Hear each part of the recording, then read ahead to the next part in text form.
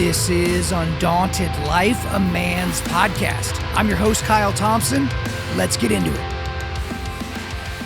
What are the odds? No way. You're kidding This me, is right? happening. This is happening right now. And do you know why it was happening? I did not know you were going to be wearing that because you've been doing all these interviews with us in D.C. You got your suit and your tie on and your pin. You got the flag and you got all this stuff. And then I knew you were going to be taking this call in Oklahoma, so I wanted you to feel comfortable. And so I wanted to look like one of your constituents. And then look at you. That's freaking hilarious. Hey, like mine's, I guess. So I'm keeping it on the whole time. This isn't a joke. All right. This is just what I wear on this day of the week. Because my hair's all jacked. Hey, that's okay. Mine as well. Just so that, well, mine looks not so bad. I've got to do this interview. 20 minutes. So you guys go on downstairs. I'll be down there in a minute. Who's that? Does she want to pop on? That's my beautiful bride. Come here and say hi. Oh, is that Ms. Mullen? Yeah. Hey, I need to give her a howdy. Dustin, come here and say hi to him. Howdy, ma'am. How's it going? Great. Awesome. This is Dustin Hillary. Markwayne's big old hat. Dustin. Jerome. We went to high school together. Dustin. Who's that?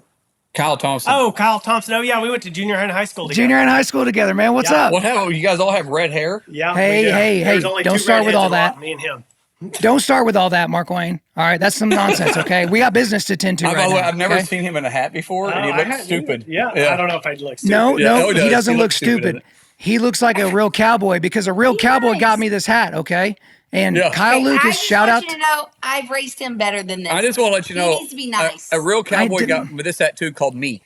Okay, I'm just going to go ahead and throw this out there. I agree with her. Can she do the interview? I feel like you need to go blow off some steam somewhere else. Good seeing you, man. All right, good seeing you as well. We're going to get down to business here, though. We do have some business to tend to. Yep. And so first thing we need to get to here is a story that just won't die, and probably for a particular reason. But we saw within the last few weeks all this kerfuffle about the Epstein case and the Epstein Files and what Pam Bondi said, what she didn't say. And then now you got the Trump administration and Donald Trump specifically wanting to move past it. And then if you look at Twitter versus people in the real world, Twitter seems to really care about the Epstein Files, but people in the real world just care about what milk costs and whether or not, an illegal immigrant is going to get drunk and drive into their family vehicle while they're going down the highway or something like that. But from your perspective, being a big supporter of Donald Trump, but also being right there in the thick of everything in Washington, the Democrats are glomming onto the story for a reason. They think there's some there. So what are your thoughts? Well, it's political theater. I mean, that's all it is. And here's what it really gets down to it. President Trump and Pam Bondi and Cash Patel actually can't release it. Now, you go, what do you mean they can't release it? Well, because the judge and the judges in the case have to release it.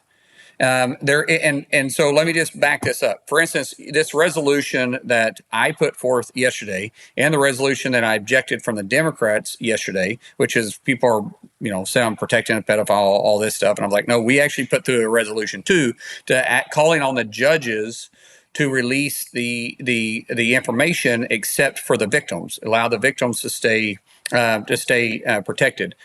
But the truth is, it's a resolution. A resolution is non-binding. It does nothing. President Trump asking the courts to release it does nothing. Pam Bondi asking the judges to release it does nothing. Why? Because there's complete separation of powers, right? We're equal co-branches: executive, legislative, judicial. Judicial has all the information. Now, Pam Bondi and Cash Patel does have the information, but they can't release it until the judges that overheard the grand jury allow them to release it. So, for instance, the judge in the 2009 case, I think in Florida, just said no, they're not going to release it. Well, so if the judge isn't going to release it, Congress and the president cannot make them release it. It's just that simple. And most of the time, a grand jury, they're pretty tight-lipped. They don't allow that kind of information to get out. Now, why aren't they allowed to get out? I don't know. But the judge has to make that decision themselves. There's stuff in the grand jury that we don't know, and there's not any information that the FBI or Pam Bondi's office, and people say the DOJ, well, DOJ falls underneath, or the FBI falls underneath DOJ, so when you say that, you're covering the full thing. But Cash Patel's office or Pam Bondi's office, there isn't any information they have that the judges that heard the case either in Florida or in New York doesn't have. So there's nothing that they can release that they can do without the judge's permission to do that. And the Democrats know this. And so what they're doing is just theater. All it is just throwing out this political theater, trying to make something big of it, because they know as good as anybody, if it had anything to do with President Trump, they were to release this 8 years ago. Yeah, they would have clearly released this in 2015 when he was running against Hillary Clinton. My goodness, they made up Russian Gate. And it's obvious now that Obama colluded with them, trying to get the intelligence community to bring up the information to be able to make this whole story up. That's not hearsay. That's actually what happened. And so we know if there was anything in those cases, they would have leaked. And so it's just all it is just them trying to distract the American people from their big cover up and what they did underneath Obama, what they did during the Hillary campaign, what they did with Biden when he was in office. And it's nothing. It's nothing there. Now, I would love for it to be released. I'm all about transparency. I'm actually curious. I'm really not losing sleep over it. Like, I'm not a fanatic about it. I'm just more like, hey, I guess everybody likes a good gossip story, and I would like to make sure that the victims got justice. But outside of that, I'm not overly interested in it, other than just transparency part of it. The transparency part of it, I'd love them to be very transparent by it.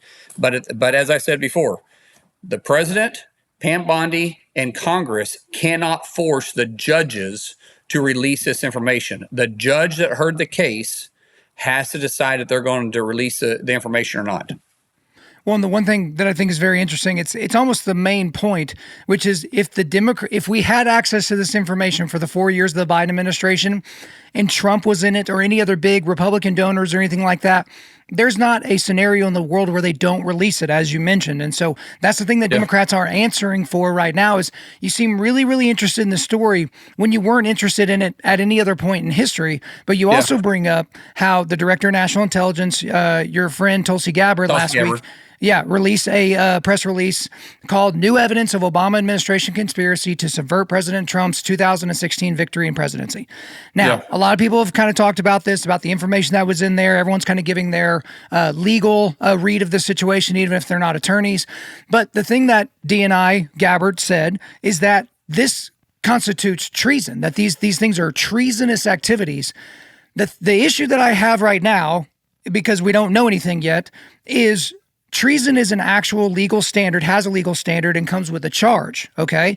And what some people think, whether it's accurate or not, what some people think the Trump administration did with the Epstein case and Epstein Files is they overpromised and underdelivered.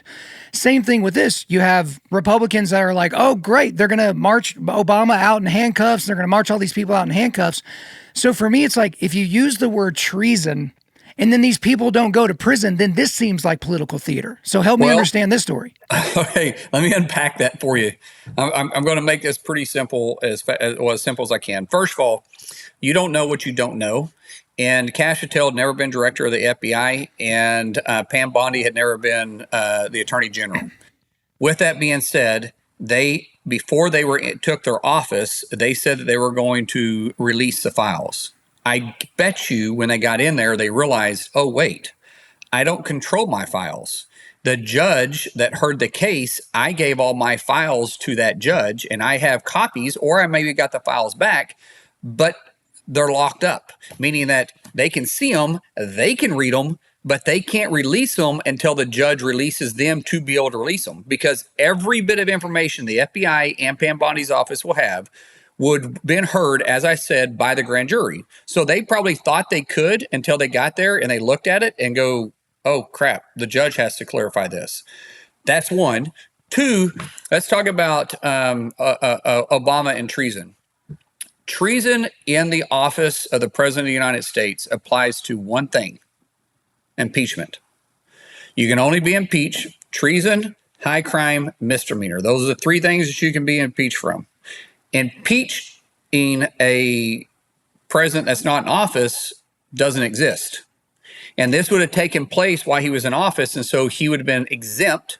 He would have been already pardoned, essentially, why he was sitting in office committing this treason. So there is no crime there is no prison time that's coming towards Biden. And there's no way to actually go back and impeach him because he's no longer in office. You can just expose it. So yes, I do believe if this is accurate, what Tulsi Gabbard is saying, which I believe Tulsi and I have had conversations since this was released. In fact, I was going on Hannity the other night, and I actually called her and said, "What can I talk about?" And just because I wanted to be clear, because I didn't want to talk about something I couldn't, I said, "What can I talk about? What can't I talk about?" And she went through the timeline that I could talk about. And I believe what she told me, it is treason, because he colluded to undermine the American people of an election, at the same time saying that we should have a peaceful transition of power. Now, what that means by colluding is the IC, the intelligence community, had already came to the conclusion prior to the November election in 2015 or 2016. Prior to the election, they had the Hillary campaign and the White House had asked the IC community to look for interference in the election, which one will tell you that they knew Hillary was going to lose. If they were already looking into it, that'll tell you right there that they already knew Hillary was going to lose. The intelligence community, the ICs, came back and said, not only no, but they don't have the ability to do that. They don't have the tools to do that, but they were trying to sow discontent in the election. So they were going after Bernie Sanders, they were going after Hillary Clinton, they were going after Trump, because they wanted the American people to have discontent in the American election cycle, in the election system. But they didn't target one person. So fast forward, Hillary Clinton comes out and started talking about this dossier and this Trump, that false, Russian gate stuff. And Biden sat down within James Clapper, who was then the director of national intelligence, which is what Tulsi Gabbard is now, and instructed him to find, not if, to tell him how Russia had interfered in the election. There's a huge difference. Not if, but instructed them how. That was the email that James Clapper put together in December and didn't send it out until the first week of January of 2017 Yeah. And instructed the ICs to say, how did Russia interfere with the election? Those are two totally different directions. If and how is giving them a direct order to tell them to find an excuse for us to play right into the hands of what Russia, because mind you, the ICs have already came back and said they're trying to draw a discontent with the American people. So the intelligence community had already put out the information what Russia was trying to do, to draw discontent with the American population in the election cycle. So they wanted to draw discontent in the way we elect people. When President Trump directs them to play into that and say, how did they do it? And then releases it as a Russian gate, that's treason. And I will agree with what she said in that. However, he was president, and you can't impeach a president that's no longer president of the United States anymore. When there's plenary power, and then also this has been referred to the DOJ. So what can the American public expect with this? Well, sorry, I have literally been up since 6:30 yesterday, so I haven't slept. We can get you a little nap after this, but come on, man, the people need you. I haven't slept in 30 plus hours. Okay, well, then we can get you a little nappy after this. We'll get you a little nap. I appreciate that. I appreciate it. I'm going to kick back and let my hair, that's right, show how bad it really is. Just let your hair down a little bit. So, anyways, I think what the American people see is transparency. It's interesting that the Democrats on this whole Epstein thing is saying that they want transparency, but they've been the party that has been no transparency at all with the American people. This president is actually being very transparent with the American people. He's being very transparent with what he's doing. He's very transparent with him answering questions, with where he's taking the country, with all these files that he's trying to release. He's being very transparent with the Russian gate. This isn't about going after the Democrat Party. This is about exposing a deep state state. And you have heard me talk about this. I'm not huge in saying deep state because I've actually said, what is deep state? This is a definition of deep state. This is a definition of the most powerful people in the United States trying to tell the American people, you got it wrong. You got the election wrong. You chose the wrong person. That wasn't what we should do. We know better for the United States. This is no longer a republic that we're going to choose leaders by the American people doing so. We're going to tell you how you should vote. Well, that also plays in the hands of them wanting to move to a socialist state. And so it's actually what has happened here is the American people can understand where we're at. Knowledge is key. And by informing the American people what the Democrat Party has done and who they are today, informs the American people of saying, is this who we want to represent the United States in the future? Hey guys, real quick. According to a recent Gallup poll, only 31% of Americans express confidence in the mass media to report the news fully, accurately, and fairly. And that is the lowest mark in 50 years. And then on the entertainment side of things, you simply can't sit your children down in front of the TV screen anymore without worrying about them being propagandized by left-wing weirdos. I mean, you remember when that Disney employee came out? They were caught saying on camera that they have a not-so-secret gay agenda with their kids' content? Yeah, no bueno. So it is time for you to stop giving your attention and money to media and entertainment companies that hate your values and the truth. And that's why I want you to become an all-access member of Daily Wire Plus. And guys, they have an exclusive offer to Undaunted.Lifers, so I'll get to that here in just a second. But I've been consuming Daily Wire content for at least a decade at this point. I first became an all-access member of Daily Wire Plus just to support them, but they've given me so much value in return. So I've benefited, greatly from their podcasts and their articles and their documentaries and docuseries. And it's just been really helpful for me to solidify my conservative philosophies and thoughts. So guys, what do you get with an all-access membership to Daily Wire Plus?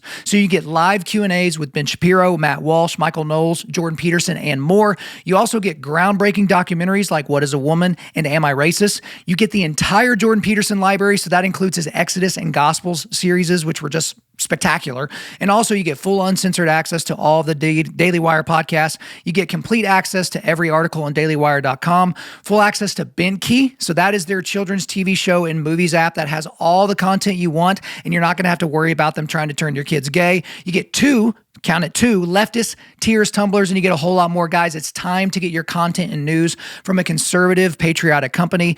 Click the link in the show notes for this episode. If you want the link, it's getdwplus.com/undaunted. That's getdwplus.com/undaunted, or the link in the show notes. Use the promo code Kyle30 to get 30% off of your subscription. Again, go to the show notes and click the link, promo code Kyle30 to get 30% off of your subscription to Daily Wire Plus. Put your money where your values are and subscribe to Daily Wire Plus today.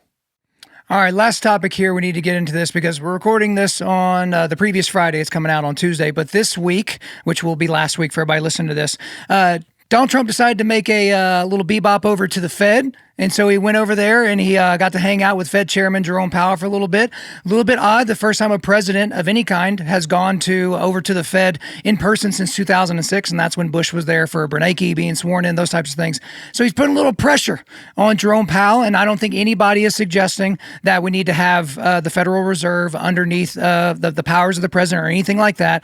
But obviously Trump is very, very forward. You never have to guess what Trump is thinking for the most part. He wants the rates to be lowered. And he thinks Jerome Powell at this point, a lot of people think Jerome Powell at this point is purposefully not lowering rates because it's political. Whether he's on the side of wanting it to be political or not, because it's political, he's like, I'm just going to basically cross my arms or sit on my hands or something like that. So what are Americans to think about this situation? Because you have people that are investors, and then you have just regular old folks that are just like, yeah, I don't really understand why it's at the level it's at now. I don't know the argument for why it should go down. There's a lot of confusion right now. So let's leave politics out of it. Let's leave the Republican Democrat thing out of it. Let's just talk numbers. I'm a number guy. All right. When Jerome Powell was raising the interest rates, inflation had climbed to 9.1%. It averaged 4.95%. The reason why you raise interest rates is because you try to head off inflation. When you have low interest rates, you have a tendency to have higher inflation. And so they're raising the interest rates to try to cut off inflation. Inflation today, as of yesterday, was at 2.7%. So and we're the only developed country in the world that hasn't drastically lowered interest rates since inflation has come down over this period of time. Underneath the Biden administration, it hovered at 4.95% is where it averaged at, high of 9.1%. It's at 2.7. Why aren't interest rates reflecting that? Interest rates should be reflecting, if it goes up with inflation, it should come down with inflation. And no one can explain that, because when you have inflation, it costs the American taxpayers billions, and some people will say trillions of dollars. If you add our interest payment, the United States interest payment on the $37 trillion we have, plus what the American people are having to pay in interest across the United States, it literally comes to trillions of dollars every year with the interest rates being this high. If they would lower it to where it was previously when interest rates were below 3%, we would see a drastic increase in revenues and investment dollars into the United States. Plus, it would save the taxpayers, American taxpayers alone, billions of dollars just based on interest rates that we're paying on the $37 trillion. So because of his failure to do it, and I do believe at this point, it's not President Trump playing politics with it. It's Powell that's playing politics with it, because you can't explain it. And we've asked, tell us why. Tell us what we're not seeing here. If you can explain it to me, what we're not seeing. Why is it other countries have done it? Why haven't we done it? What are you looking at down the road that's keeping you to keep the interest rates high? Because tax policy is now permanent, so we don't have to worry about that. Crude oil has stabilized. People that were saying that tariffs was going to raise inflation, they got it dead wrong. It's been now here for 2.5 quarters, or I say 2.5 quarters, quarter and a half at this point, with inflation, and we haven't seen the inflation come in. So we have data showing that tariffs is not affecting inflation. So what is your reasoning for not doing it? The stock market has fully recovered and hit higher numbers. So just explain it to us. And he refuses to explain it to us, which would make me say, okay, you're playing politics with it at that point. Yeah, I think at this point, most of us are tired of that. But speaking of tired, you're tired. You got to go take a little nap. But before you go, I got a couple of extra things. So you introduced me to Wait. You introduced me to America's heavyweight, Mr. Wyatt Hendrickson. Yes. And for those of you listening to this on time, here in a couple of days, we'll be releasing a long-form interview with Wyatt Hendrickson. But I got to do dinner with him and his brand new wife, also a ginger. And while he was doing the interview, his wife was hanging out with my wife. And we made a decision, Mark Wayne, that you're going to help us out with, okay? Okay. You're going to help us out. Just say yes. Just say yes, and I'll tell you what it is. No, I know Wyatt, and I know you. I'm not agreeing to anything yet. You hush your butt, sir. He said yes. I would like the record to reflect that he said yes. So we would like to do a double date, but we want it to be in the future, you see. And so Wyatt thought this was a good idea. All four of us agreed on it. So basically, we're going to do a double date at the UFC event that's going to happen on the White House grounds next July 4th, okay? And so all we need from you, just organize that, just get us some, private Secret Service to kind of zip us in there, put us cage side, and that's just what we want to do, and it's what you've already agreed to. So do you want to just double down on your agreement? So I can get Wyatt in there. I'm not sure I'm getting Kyle in there. So I heard you're going to get both of us in there. That is fantastic news. Everyone's going to be very, very excited. But what no one's excited about, because recently the world is in mourning because Hulk Hogan has passed away. I know. It's one of those big things. And so I didn't know if you'd be down with my semi-professional wear. So I got a little Hulkamania for you, brother. Looky there. America, Mark Wayne. America. I didn't know if that would be good or bad. I'm not gonna rip this because I actually want to wear this tank top again. But for those of you that don't have the glory of video, it is a metal hands that's made out into an American flag, and it says America, and that is without the A at the beginning. And so if that isn't enough to get me and Wyatt in there at the same time to go watch the UFC on the White House grounds, what else can I do? Or what else can I do here? I love it. It's like your own little personal circus. You got anything else for us before we let you go? No, I never thought I'd see the day of you ripping your shirt off and wearing a cowboy hat. This beats the top hat, by the way. I am a real American. Sing it. Come on. You know the words. Yeah, I won't make you sing. All right. We'll see you next time. All right. See you. Bye. Thank you for listening to this podcast. Wherever you're listening to this, please subscribe, rate, and leave us a positive 5-star review. If you want me to come speak live at your event or on your podcast, just shoot me an email to info@Undaunted.Life. That's info@Undaunted.Life. Follow us on Instagram and like us on Facebook, and check out our website for everything else, including how to donate to keep more content like this coming your way. Just go to www.Undaunted.Life. And as always, we want to thank the band Holy Name for allowing us to use their music for our content. The music on this podcast is their song Perpetua, which is off their self-titled debut album on Face Down Records. The links are in the description. I'm your host, Kyle Thompson. Remember, keep pushing back darkness, keep forging spiritual, mental, and physical resilience, keep seeking the Lion of Judah.